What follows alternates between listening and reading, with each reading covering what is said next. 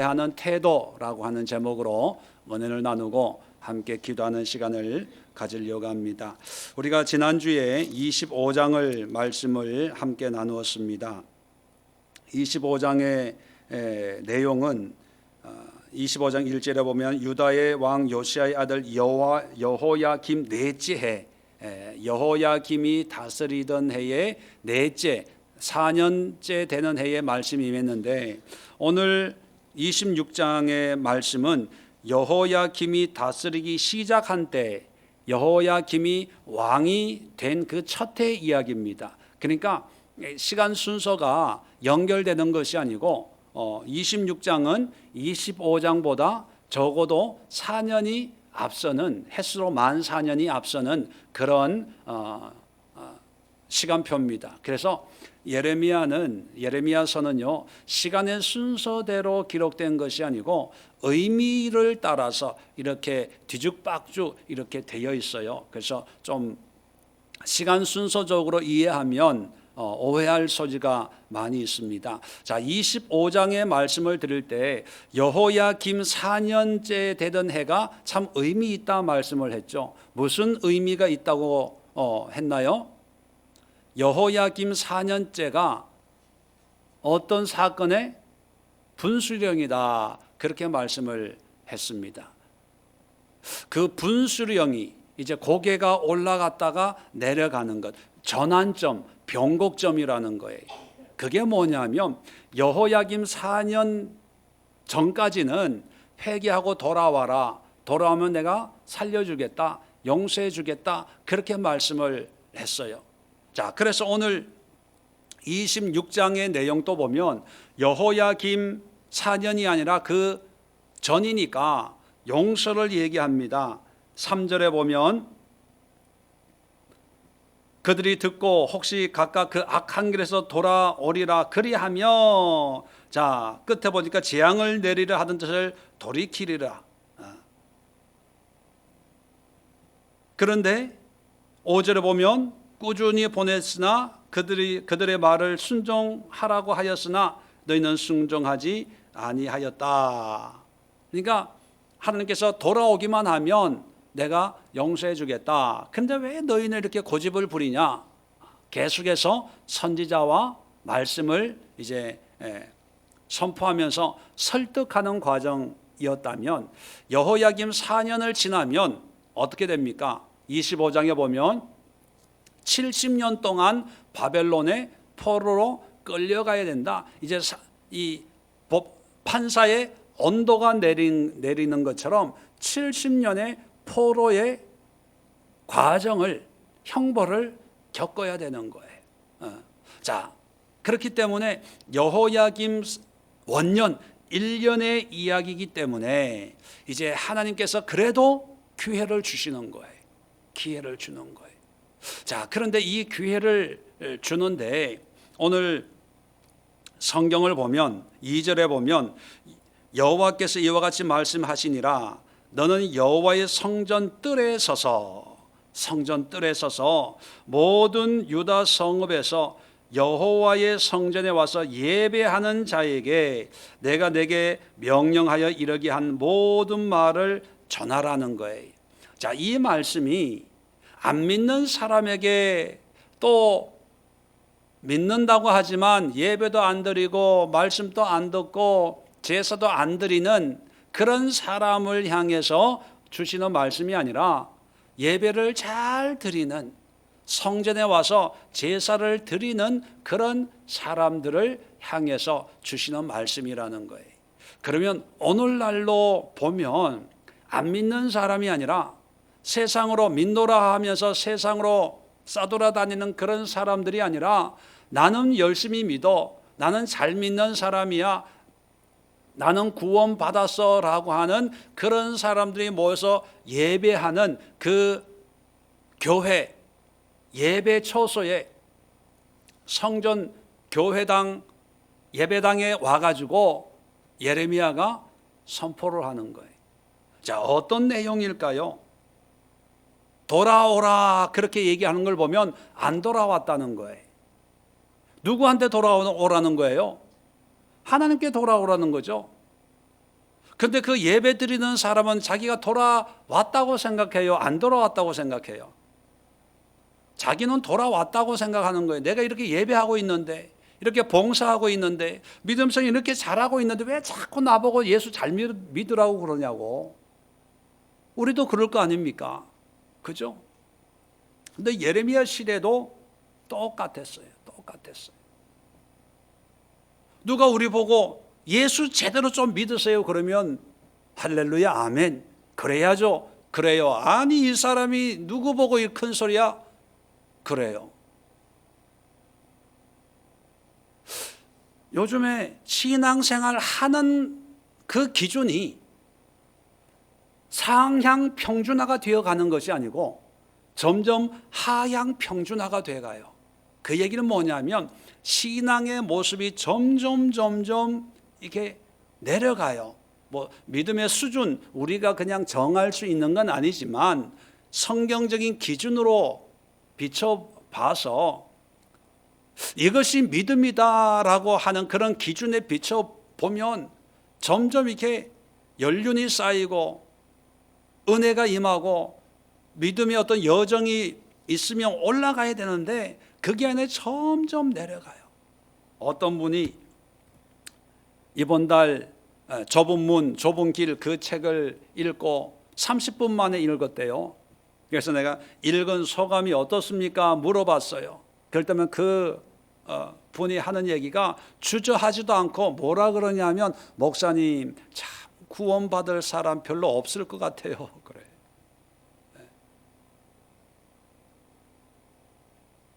왜 그런 생각을 하고 그런 얘기를 주저없이 할 수 있을까요? 우리의 신앙이 우리 스스로는 우리끼리는 좋다 안 좋다 열심이다 열심이 아니다 또 직분을 가지고 지금 저처럼 목회하고 있는 목사의 어떤 그런 위치에 있으니까 우리끼리는 뭐 주거니 받거니 믿음 좋아요 뭐 은혜가 됩니다 안 됩니다 뭐 이러지만 정작 하나님이 보실 때 여기에서 하나님이 뭐라고 말씀하실까? 제발 나에게 돌아와라. 너희들끼리의 천국, 너희들만의 신앙, 너희들만이 만족하는 그런 신앙이 아니라 내게로 돌아와라.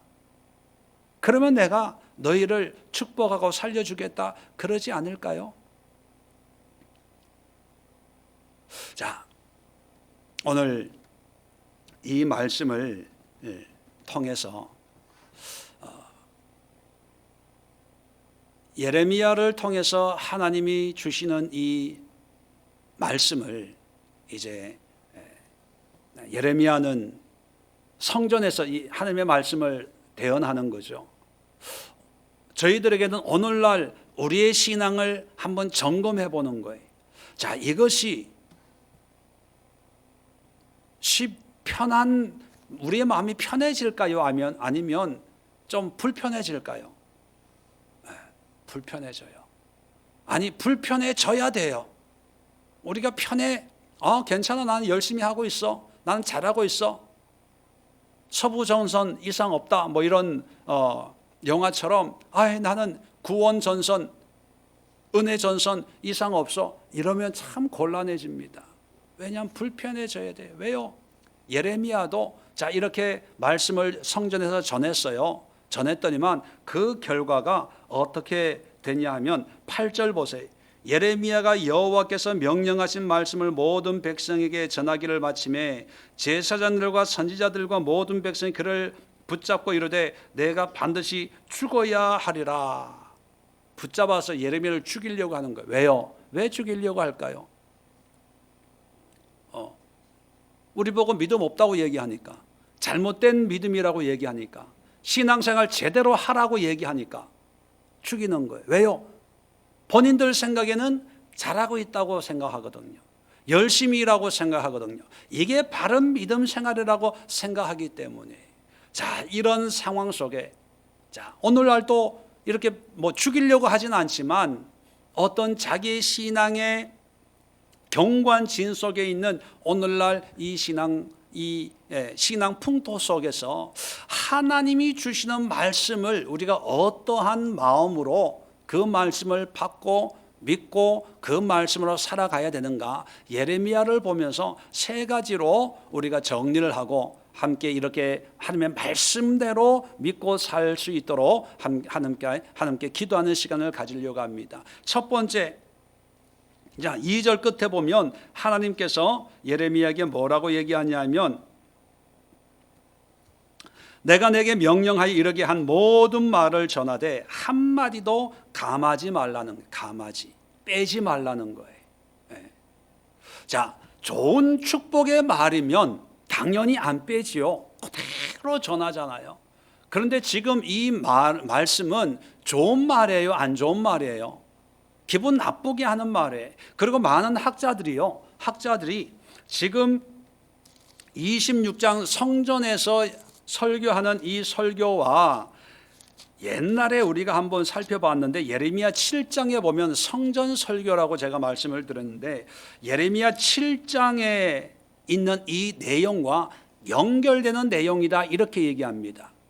다시 말하면 7장과 26장은 붙어 있는 게 상황적으로, 내용적으로는 떨어져 있지만, 자, 7장을 한번 열어보세요. 예레미야 7장 2절에 보면, 너는 여호와의 집 문에 서서 이 말을 선포하여 이르기를. 자, 7장 2절은 여호와의 집 문, 성전 문에서 이제 말씀을 선포하는 거예요. 그런데 26장 2절에는 여호와의 성전 뜰 문에서 말씀을 전하고, 이제 안쪽으로 들어와서 성전 뜰에서 전한 것이 26장의 말씀입니다. 자, 그러면 성전에 가서 말씀을 전하라고 했기 때문에 예레미야는 성전 문을 열자마자 그 앞에 있는 사람들에게 말씀을 전했는데, 자, 어떤 말씀을 전했는지 보세요. 3절에 만군의 여호와 이스라엘의 하나님께서 이와 같이 말씀하시되 너희 길과 행위를 바르게 하라. 그리하면 내가 너희로 이곳에 살게 하리라. 자, 예배 열심히 드리러 온 사람한테 제대로 살라는 거예요. 제대로 행동하라는 거예요. 제대로 믿으라는 거예요. 그러면 이곳에서 살 수 있다. 야, 듣는 사람 정말 열받겠죠. 예배하러 왔는데 예레미야가 그런 얘기를 해요. 자, 4절 보세요. 더 기가 막힙니다. 너희는 이것이 여호와의 성전이라, 여호와의 성전이라, 여호와의 성전이라 하는 거짓말을 믿지 말라. 성전이라고, 하나님의 집이라고 여기고 성전에 왔는데 수백 년 동안 이곳에서 예배 드렸는데, 예레미야가 이거 성전 아니야, 여호와의 집 아니야, 이거 가짜야, 아무것도 아니야. 제사장들이 여호와의 집, 여호와의 성전, 성전 세 번 얘기하는 건 뭐예요? 강조의 의미거든요. 정말로 하나님이 거룩한 성전이야. 이거 사기꾼이야, 사기꾼. 거짓말이야. 새빨간 구라야. 믿지 마. 그런다는 거예요. 8절 보세요. 보라, 너희가 무익한 거짓말을 의존하는도다. 재물 들고 양 끌고 염소 끌고 하나님 앞에 드리려고 먼 길을 달려왔는데, 야, 너 거짓말 믿고 여기까지 온 거야. 우리는 그냥 아무 이상 없이 이 말을 듣지만, 당시 사람들 예배 드리러 문 열고 오는데 그 문 앞에서 선지자라고 하는 사람이 이러고 설교하고 있으니까 들어오는 일반 사람들도 기가 막히지만, 제사장이나 선지자들이나 당시 종교 지도자들, 예배를 집리하는 그런 지도자들을 볼 때는 이게 뭐 완전 이단이죠. 이상한 정신 나간 사람 아니겠습니까? 10절 보세요. 내 이름으로 일컬음을 받는 이 집에 들어와서 내가 내 앞에 서서 말하기를 우리가 구원을 얻었나이다 하느냐. 이는 모든 가증한 일을 행하려 함이로다. 예배 드리고 나서 우리가 구원받았습니다, 할렐루야, 아멘, 아멘, 이딴 소리 하지 말라는 거예요. 쓸데없는 짓이라, 가증한 짓이라는 거예요. 11절 보세요. 내 이름으로 일컬음을 받는 이 집이 너희 눈에는 도둑의 소굴로 보이느냐? 보라, 나 곧 내가 그것을 보았노라. 여호와의 말씀이니라. 완전 사기꾼들만 드글드글 하대요. 도둑의 소굴이래요. 12절 보세요. 너희는 내가 처음부터 내 이름을 둔 처소 실로에 가서 내 백성 이스라엘의 악에 대하여 내가 어떻게 행하였는지를 보라. 이게 무슨 얘기냐면 가나안 땅에 들어와서 처음 성막을 이게 설치한 것이 실로라는 것입니다. 그런데 사울 왕 때에 이 실로에 있던 법궤를 블레셋 사람들에게 빼앗겨 버렸어요. 그러면서 이 실로가 전쟁통에 다 폐허가 되어버린 거예요. 그걸 얘기하는 거예요. 실로처럼 된다는 것은 바로 폐허로 만들어 버리겠다 그거예요. 네. 이 성전을 폐허로 만들어 버리겠다는 거예요. 도둑의 소굴이니까. 16절 보세요. 그런즉 너는 이 백성을 위하여 기도하지 말라. 그들을 위하여 부르짖어 구하지 말라. 내게 간구하지 말라. 내가 내게서 듣지 아니하리라. 자, 오늘날 예배 드리고 있는데 문 앞에서, 여러분 여기는 교회가 아니에요. 교회라고 할 수 없어요. 여러분 헌금 드리는 거 그거 다 사기꾼이 사기쳐서 헌금 드리는 거예요. 여기서 기도한다고 하나님이 안 들어요. 기도할 필요가 없어요. 여기 다 도둑놈들, 사기꾼, 김 목사 그 사기꾼이에요. 도둑이에요, 도둑. 아세요? 그런다고 해보세요. 여러분 어떻게 했어요? 그런데 이 말을 듣고 사람들이 우리가 제대로 신앙생활을 못했네요, 제대로 못 살았네요, 뭐 이러면 그나마 다행이지만 오히려 예레미야를 잡아서 죽이려고 하는 거예요. 죽이려고. 자, 이런 상황을, 이런 결과를 예레미야는 몰랐을까요? 오랜 시간 동안 선지자 노릇하면서 왜 몰랐겠습니까? 다 알아요. 무슨 말을 하면 좋아하고 무슨 말을 들으면 싫어하고 시험 들고 다 알아요. 이 사람한테는 이런 말을 할 때 좋아하고 저 사람한테는 저런 말 할 때 좋아하고 다 알아요. 그런데 하나님이 오늘 말씀을 예레미야에게 말씀하면서 뭐라고 그래요? 감하지 말라, 빼지 말라는 거예요. 자, 우리가 하나님의 말씀을 대하는 첫 번째 태도가 뭐냐 하면 하나님의 말씀을 하나님의 말씀으로 받을 줄 알아야 돼요. 왜 이 예배 드리는 사람들이, 신앙생활 하는 사람들이, 제사 드리는 사람들이, 하나님 예루살렘 성전이 하나님이 거하는 성전이라고 믿는 사람들이 하나님 눈에는 믿음이 없는 그런 사람들로 보여질까요? 아예 안 믿는 사람이면 도둑이고 구원이 없고 다 사기꾼이다, 내가 멸해버리겠다, 이게 이해가 돼요. 근데 믿는 사람, 믿노라는 사람들이거든요. 왜 그럴까요? 이 사람들은 하나님을 믿지만 그 하나님의 그 믿음이라고 하는 것이 철저하게 자기 중심적으로 모든 것을 자기 편리로, 자기 유익으로 바꿔버린 거예요. 다시 말하면 안 좋은 것은 다 빼고 좋은 것만 믿고 예배하면 축복받으니까, 기도 열심히 하면 응답받으니까, 하나님의 집 성전에 열심히 나오면 하나님이 은혜를 주시니까 다 자기가 좋은 걸로만 하나님의 말씀을 받아들여요. 위로가 되고 힘이 되고 뭔가 좋게 말씀하는 그런 말씀을 듣고 또 그런 말씀을 제사장들이, 선지자들이 해주니까 그 말을 믿고 예배 드리러 오는 거예요. 그 예배 드리러 오는 사람들한테 아니야, 사기야 사기, 도둑놈들이에요, 도둑놈들, 믿지 마, 그러는 거예요. 그런데 예레미야한테는 뭐라고 얘기합니까? 너는 빼지 마, 그대로 얘기해. 그러니까 예레미야는 어떤 결과가 나올지를 뻔히 알지만 뭐 섭을 지고 불구덩이에 들어가는 거하고 똑같은 형국 아닙니까? 길에서 얘기하는 게 아니라 성전 뜰에 와가지고 성전 예배 드리고 있는 사람들 속에, 제사장과 지도자들 속에서 들으라고 하며 말씀을 전하는 거예요. 그런데 한마디도 빼지 않고 그대로 전해요. 저 같으면 조금 완곡한 표현, 여러분 이것이 하나님의 성전인지 한번 집에 가서 한번 잘 생각해 보세요. 여러분의 신앙이 바른 신앙인지 한번 시간을 가지고 곰곰이 한번 생각해 보세요. 아마 이렇게 전했을 것 같아요.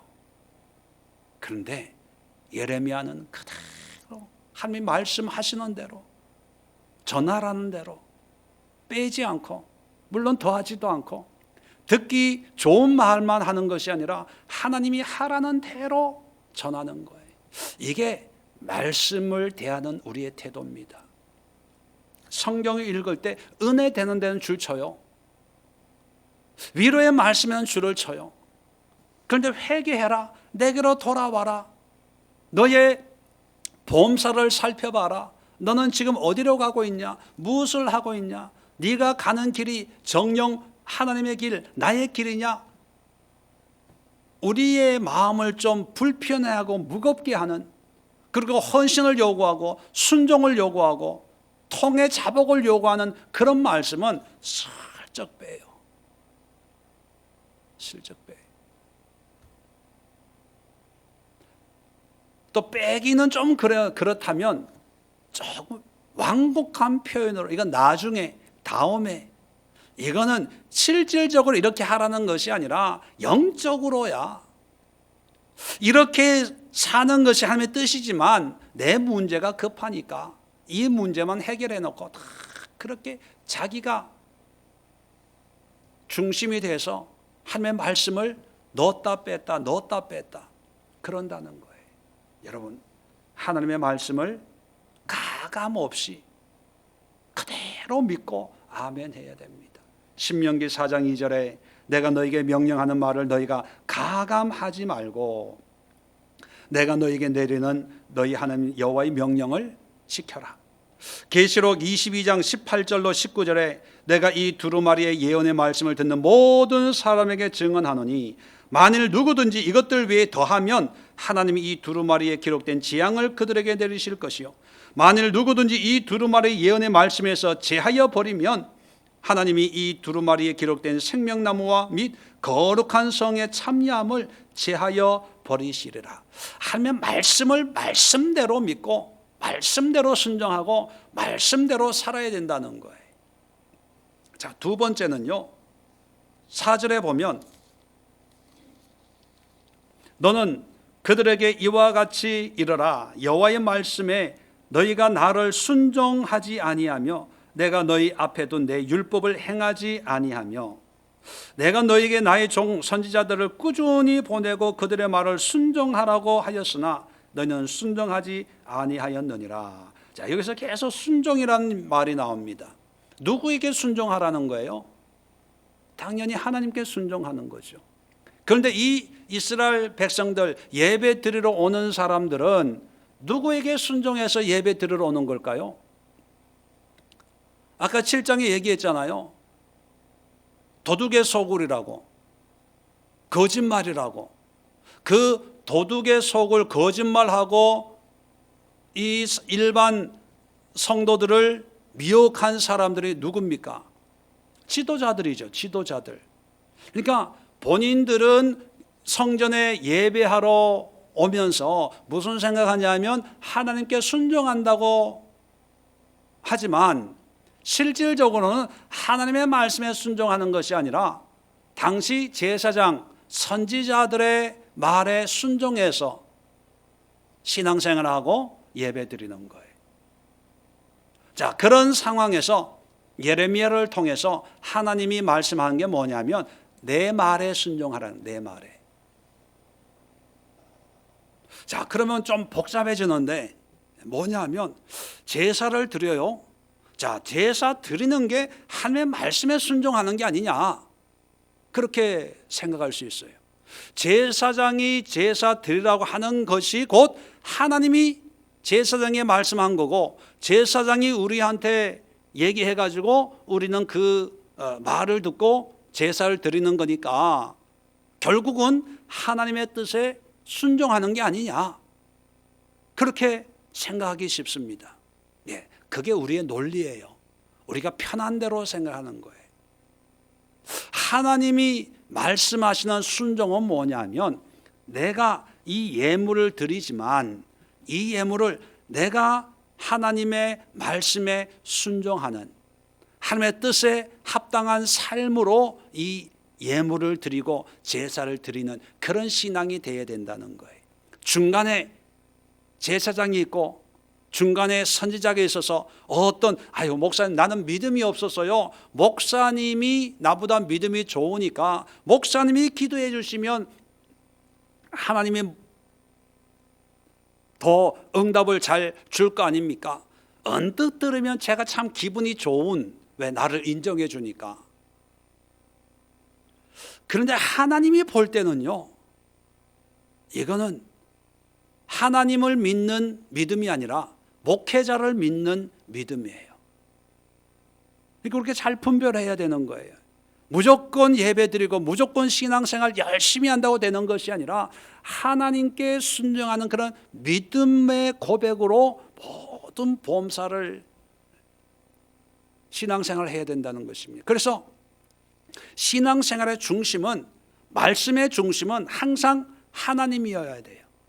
하나님 때문에 내가 하는 거고, 하나님을 위해서 하는 거고, 하나님의 감동으로 하는 거고, 목사님이 뭐라 그래서, 목사님이 하라 그래서, 그게 아니라 목사의 입에 나왔지만 그 말씀을 목사의 말이 아니라 하나님이 나에게 주신 말씀으로, 목사는 그냥 하나님의 뜻을 전하는 도구예요. 도구로 쓰임 받고는 이제 그 목사는 없어져야 돼요. 그리고 나와 하나님 간의 관계만 회복이 돼야 돼요. 이게 믿음과 순종의 관계거든요. 자, 그래서 하나님의 말씀을 들을 때 이건 누구의 말이 아니라, 비록 목회자를 통해서 선포된 말씀이지만 그 말씀을 듣고 내가 그 말씀에 순종할 때는 누구가 이렇게 하라고 해서 하는 게 아니라 하나님이 하라고 해서 내가 하는 거야. 그렇게 돼야 돼요.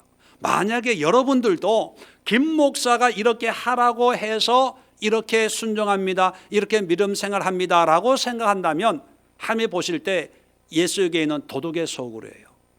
왜? 내가 도둑질하는 거예요. 뭘 도둑질합니까? 하나님의 영광을 도둑질하는 거예요. 하나님의 뜻을 도둑질하는 거예요. 이해가 되시겠어요? 네. 지금 예배 안 드리는 사람한테 순종하라 그러면 아마 그 사람은 예배 드리라고 하는구나 이렇게 생각을 할 텐데, 지금 성전에 와서 예배 드리고 있는 사람이, 2절에 보면 성전에 와서 예배하는 자에게, 예배 드리고 있는 자에게 뭐라고 얘기하면 내게 순종해. 아니, 그 사람은 지금 예배 드리고 있잖아요. 예배 드린다는 것은 우리가 무슨 생각합니까? 하나님 앞에 순종한다고 생각하잖아요. 그런데 하나님이 보실 때는 순종이 아니라니까요. 옛날에는요, 미국에서 목회할 때는 토요일 되면 전화 신방했어요. 집사님 내일 교회 오셔야죠, 별일 없죠, 전화 신방했어요. 그러면 미안해서 와요. 미안해서. 그런데 제가 한국에서 목회하면서 한 번도 토요일 날 전화 신방 안 해요. 물론 오래 결석하고 이런 분들은 주중에 전화하고 안부도 묻고 하죠. 왜냐하면 제가 전화해서 교회에 오면 누구한테 순종하는 거예요? 하나님께 순종하는 거예요? 저에게 순종하는 거예요? 나한테 순종하는 거예요. 나한테 순종하는 것은 그분이 비록 예배 드리러 와도 하나님하고 관계가 없어요. 의미가 없어요. 예배란 뭡니까? 하나님이 나의 주인 되심을 고백하고 내가 주님 앞에 내 삶을 내어드리는 거예요. 나를 산 제물로 자발적으로 드리는 거예요. 단지 목회자는 그러한 하나님의 뜻을 가르치고 알려주는 거죠. 그러니까 그렇게 하십시오. 가르칠 수는 있지만 그 다음부터는 하나님과 성도들이 1대1로 하나님의 뜻에 순종하도록 만들어야 되는 거예요. 그런데 열심히 전화신방하면 이제 교회에 나와요. 저는 그게 부흥이고 그게 은혜고 그게 믿음인 줄 알았어요. 그러다가 점점 예배에 관심을 가지고 또 은혜를 받는지 그건 모르겠지만 열심히 나오는 그런 분들도 있어요. 그런데 어느 날 하나님의 말씀을 깨닫고 보니까 내가 내 의로, 나의 열심으로 나의 사람을 만들고 있더라고요. 그리고 내가 흐뭇해. 안 나온 사람이 오고 빈자리가 채워지니까, 사람 수가 많으니까 흐뭇하게. 근데 어느 날 하나님의 관점에서 보니까 하나님에게 순종해서 나오는 사람이 과연 얼마나 될까? 여러분은 어떤 마음으로 신앙생활을 하고 있습니까? 여러분 오늘 올 때 어떤 마음으로 예배에 나오셨습니까? 하나님께 순종하는 마음이 돼야 돼요. 말씀을 대할 때 이 말씀이 나에게 주시는 말씀이구나. 모든 말씀의 결론은 하나님이어야 돼. 하나님. 네. 하나님 때문에 내가 하는 거고, 하나님의 감동으로 하는 거고, 하나님의 영광을 위해서 하는 거고, 하나님의 뜻을 이루기 위해서 하는 거고, 또 하나님의 섭리 가운데 내가 이걸 하는 거고, 모든 것이 그렇게 돼야 돼요. 자, 마지막으로 오늘 본문은 아니지만 10절 보면, 자, 예레미야를 죽이려고 하죠. 이제 재판을 합니다. 여호와의 성전 새 대문 입구에 앉았어요. 11절에 보니까 제사장들과 선지자들이 고관들과 모든 백성에게 말하여 이르되, 이 사람은 죽는 것이 합당하니 너희 귀로 들음같이 이 성에 관하여 예언하였음이라. 자, 이 성 예루살렘 그리고 성전에 대해서 예언했다는 거예요. 기분 나쁜 예언했다는 거예요. 우리는 무시했다는 거예요. 그러니까 예레미야는 사형을 받아야 마땅하다. 아주 노기가 화가 많이 나 있어요. 자, 이에 12절에 예레미야가 모든 고관과 백성에게 말하여 이르되, 여호와께서 나를 보내사 너희가 들은 바 모든 말로 이 성전과 이 성을 향하여 예언하게 하셨느니라. 변명하지 않아요. 내가 이 예루살렘과 성전에 대해서 예언했다. 아까 7장 읽어봤잖아요. 성전 아니야.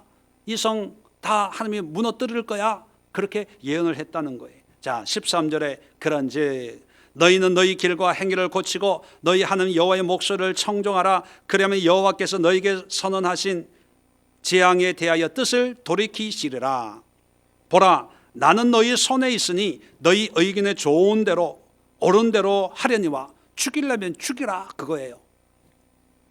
15절에 너희는 분명히 알라. 너희가 나를 죽이면 반드시 무죄한 피를 너희 몸과 이 성과 이 성 주민에게 돌리는 것이니라. 이는 여호와께서 진실로 나를 보내사 이 모든 말을 너희 귀에 말하게 하셨음이라. 죽일 테면 죽이라. 나는 죄가 없다. 하나님이 전하라고 한 이 말씀을 나는 감하지 않고 그대로 전한 것뿐이다. 이렇게 얘기해요. 뭐냐 하면 우리가 하나님의 말씀을 받을 때, 대할 때 환경과 상황에 따라서 타협하면 안 된다는 거예요.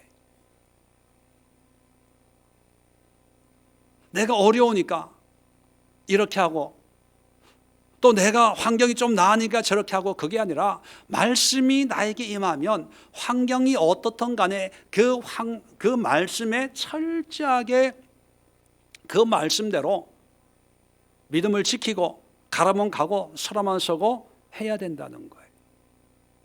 죽을 위기에 처해 있어도 하나님의 말씀을 버리질 않는 거예요. 끝까지 하나님의 말씀을 붙잡는 거예요. 나는 말씀대로 살겠습니다. 하나님의 말씀대로 선포하겠습니다.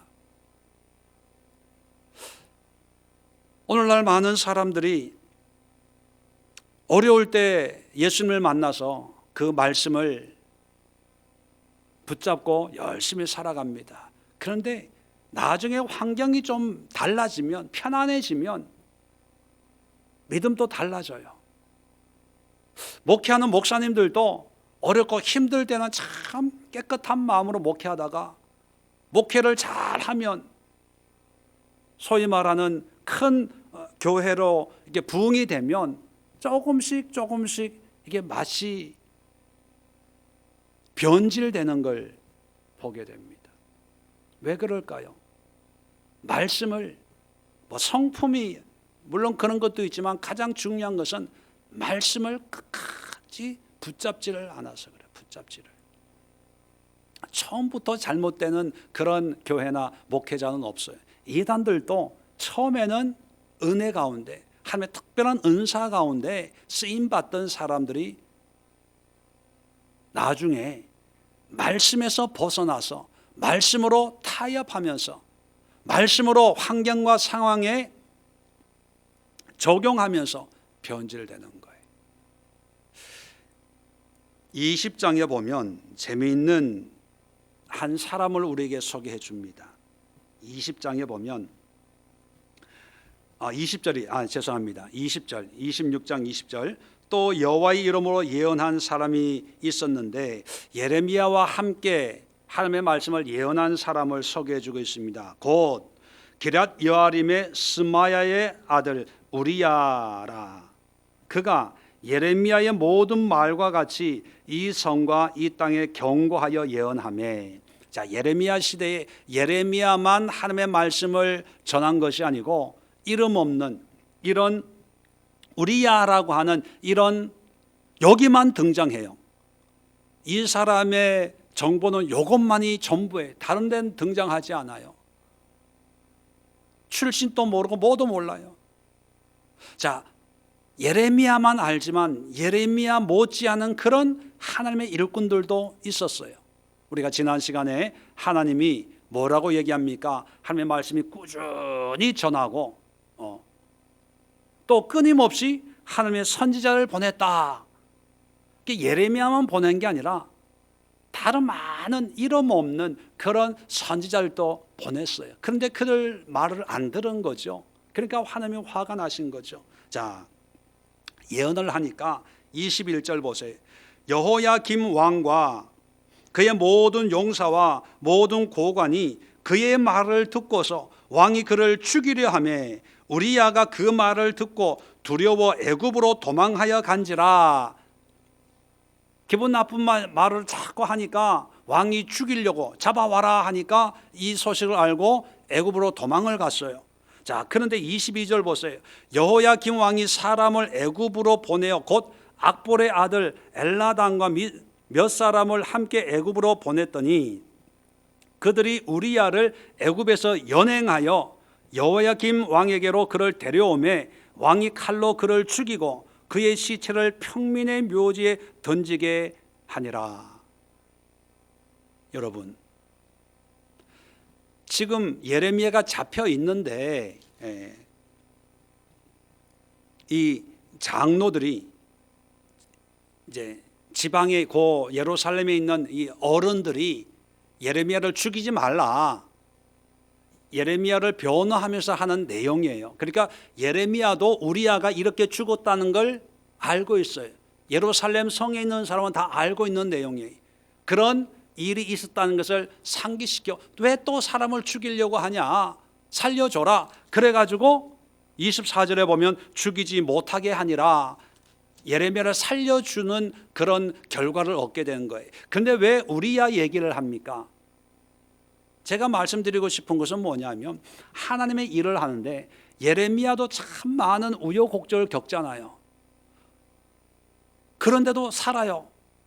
힘들게 구차한 삶을 사는 거예요. 그런데 우리와 같은 이름 없는 사람들은요, 복음을 전하다가 비참하게 죽어요. 애굽으로 도망갔는데 이 특별 압송 팀들을 파송을 해가지고 애굽에 있는 사람을 연행해가지고 데리고 와가지고 죽이는 거예요.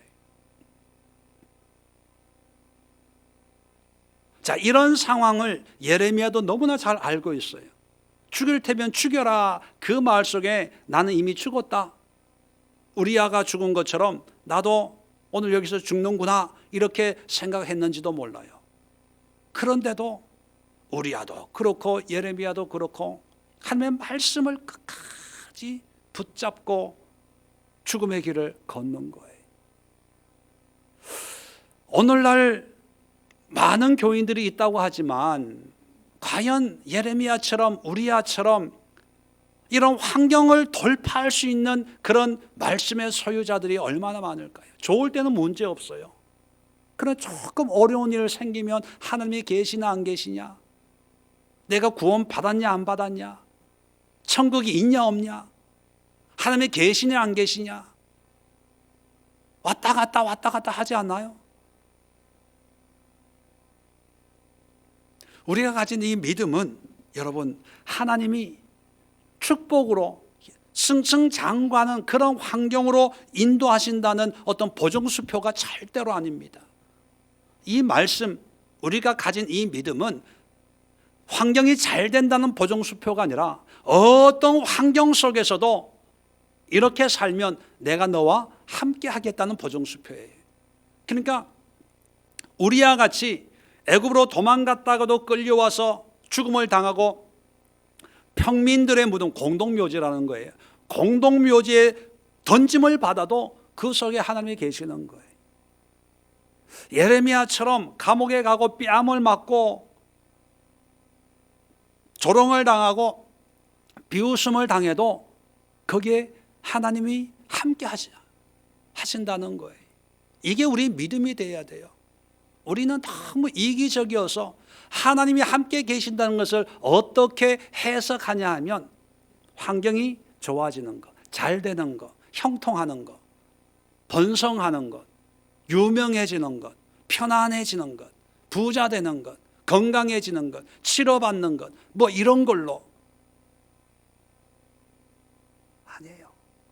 예수님께서도 이 땅에 오셔서 기적과 이적을 행하신 이유가 뭐냐 하면 우리의 문제를 해결해 줌으로 해서 기적과 이적을 통해서 뭐를 나타내려고 하냐면 예수님이 하나님의 아들, 우리의 메시아이심을 증거해 주기 위해서 기적을 베풀어 주신 거예요. 사인으로, 표적으로.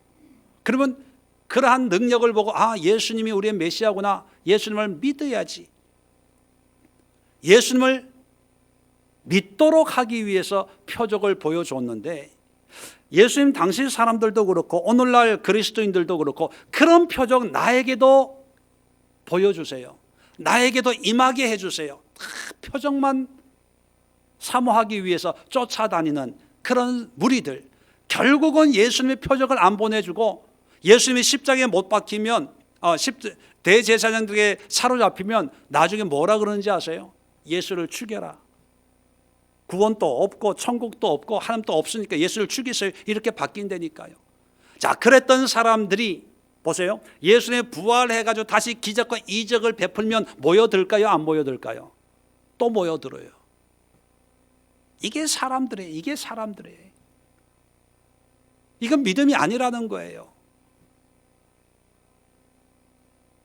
오늘날 우리의 신앙의 모습이나 2600년 전에 예레미야 시대 유다의 멸망 앞에 있는 풍전등화의 영적인 상황이나 어쩌면 똑같다고 저는 생각을 합니다.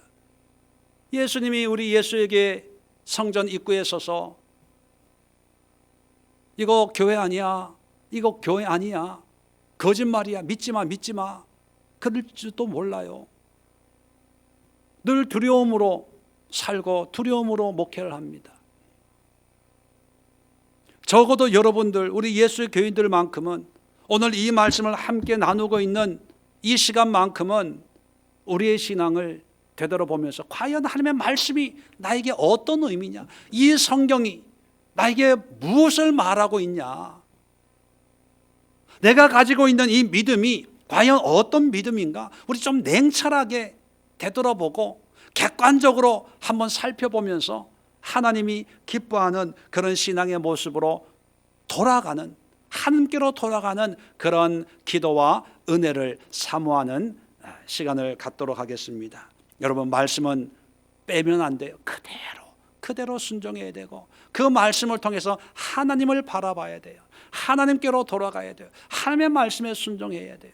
그리고 그러한 믿음은 환경에 관계없이 잘 되든 못 되든, 어렵든 안 어렵든, 인생에 태양이 비치든 빗바람이 부든 불든, 건강하든 건강하지가 않든, 자식이 잘 되든 안 되든, 돈이 벌리든 안 벌리든, 문제가 있든 없든 상관없이 그 말씀을 끝까지 붙잡고 나아가는 것이 바로 우리가 가져야 될 그런 신앙의 모습이라고 하는 것을 생각하시고 이런 믿음의 삶을 살 수 있도록 함께 기도하는 시간 갖도록 하겠습니다. 자리에